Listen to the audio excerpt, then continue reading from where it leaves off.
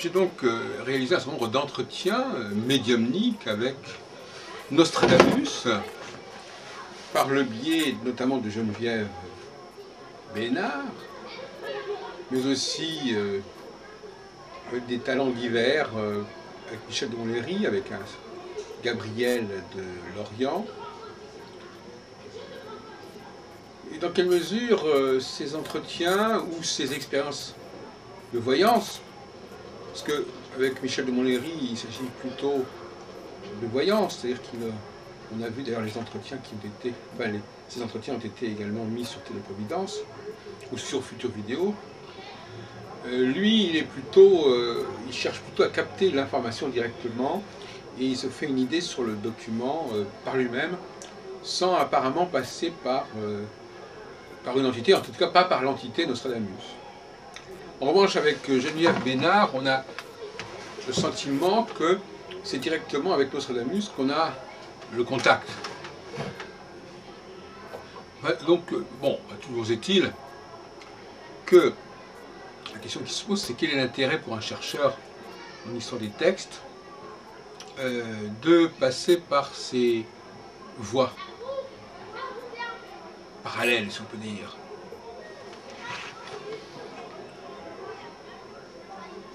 Je crois que pas mal de chercheurs dans ce domaine ont été intéressés par ces entretiens. Je parle de chercheurs en histoire.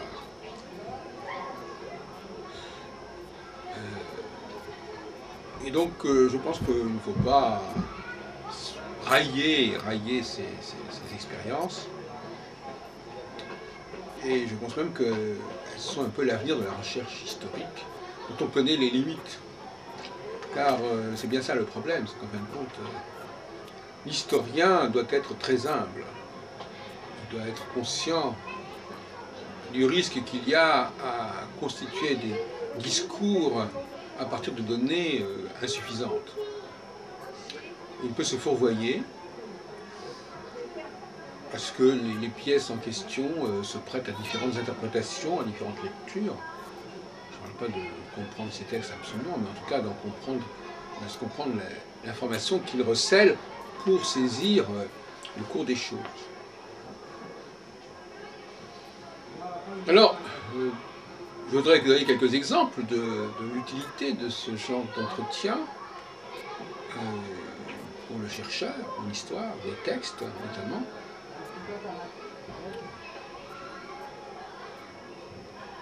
Je pense par exemple tout à l'heure, hier, quand j'étais avec Geneviève Bénard, j'ai posé la question de savoir si Nostradamus avait écrit à Henri II véritablement, parce que récemment j'avais écrit des textes à ce sujet où les documents n'étaient pas tout à fait concluants. Et bon, à la suite de cet entretien, il m'a semblé qu'effectivement, il était probable qu'il ait effectivement écrit cette première épître de 1556 à Henri II, sur quoi j'avais quelques doutes. Et donc j'ai remanié, en rentrant chez moi, certains articles dans ce sens. En revanche, Nostradamus m'a confirmé, m'a conforté dans l'existence de ce Michel de Nostradamus le jeune, qui est si mal vu par toute la communauté des historiens de Nostradamus, qui ne veulent pas d'entendre parler.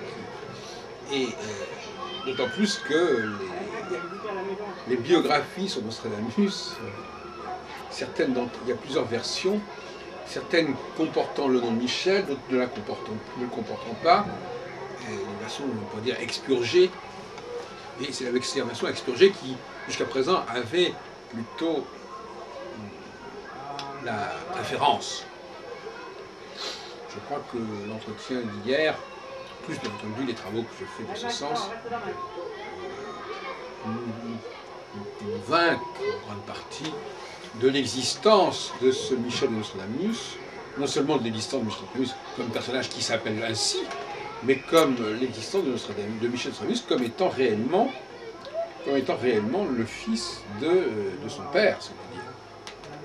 Alors ça, je crois que de ce côté-là, le doute n'est plus guère permis. C'était d'ailleurs déjà plus ou moins l'attitude qu'avait eue Michel de Montlhéry il y a quelques semaines. Je l'avais interrogé à peu près sur le même document, mais sans passer évidemment par un entretien direct avec Nostradamus. On peut continuer à chercher dans cette direction, bien sûr.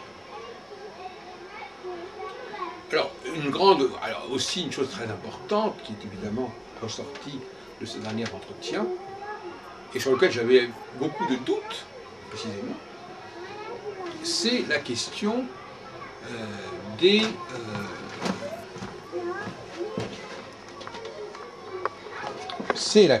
quatrains. Alors, moi, j'avais exprimé l'opinion selon laquelle Nostradamus n'avait pas fait de quatrain, que ça ne l'intéressait pas. Et là, Geneviève Bénard, spontanément, me dit non, non, pas du tout.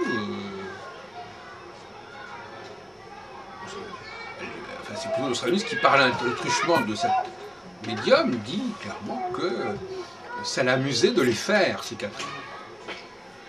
Bien entendu, donc c'était un jeu. Il piquait, semble-t-il, dans ses textes en prose, comme je l'ai d'ailleurs montré dans les différents travaux, il piquait des mots, et puis ensuite il les agençait d'une certaine manière, et puis donc il ne les a probablement pas publiés, enfin il a publié évidemment les quatrains de ses almanachs. Il aurait fallu peut-être l'interroger un peu plus, mais enfin apparemment il semblerait que effectivement ces quatrains fassent partie des papiers qu'on aurait retrouvés à sa mort et dont on se serait servi. Bon. Donc pour l'instant, il y a encore peut-être à vérifier certaines choses, mais malgré tout, je crois qu'il est entendu que Nostradamus a fait des quatrains, a laissé des quatrains. Mais que ces quatrains, au départ, étaient un jeu, en fait, à partir de sa prose. L'idée d'un Nostradamus qui écrirait directement des quatrains est une idée qu'il faut abandonner. Ce sont des quatrains qui venaient dans un deuxième temps, après qu'il y ait eu une écriture, une prose. Ce qui est également intéressant dans ces différents entretiens, c'est le fait que